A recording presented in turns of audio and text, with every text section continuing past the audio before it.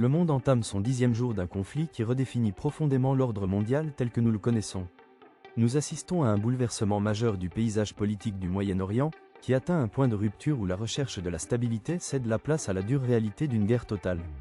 Dans une démonstration cruciale d'unité nationale et de contrôle de l'État, la population entière a reçu l'ordre de prêter allégeance absolue et indéfectible au nouveau guide suprême, Mojtaba Ramenei. Cette transition du pouvoir s'opère sous une pression insoutenable, la quête de sécurité intérieure se heurtant à la force implacable d'une campagne de pression maximale menée par l'Occident. Dans une série de messages alarmants, de hauts responsables de la capitale indiquent qu'ils sont désormais pleinement préparés à une guerre longue et acharnée contre les États-Unis.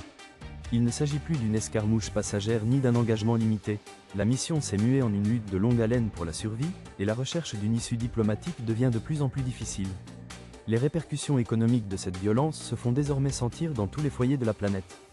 Pour la première fois depuis l'invasion majeure de l'Ukraine en 2022, les prix mondiaux du pétrole ont officiellement franchi la barre des $100 le baril. Ce choc financier nous rappelle brutalement comment un conflit au cœur du corridor énergétique peut paralyser le marché international et semer la panique à travers le monde. Alors que les positions se radicalisent, le discours émanant de Washington devient de plus en plus complexe et instable. Le président envoie actuellement des signaux contradictoires qui plongent les observateurs dans une totale confusion. Dans de récentes déclarations publiques, il a laissé entendre que la guerre était pratiquement terminée, suggérant une fin rapide des hostilités. Cependant, lors d'une autre conversation avec des membres de la Chambre des représentants, il a adopté une position beaucoup plus offensive, affirmant que la mission n'avait pas encore remporté suffisamment de victoires.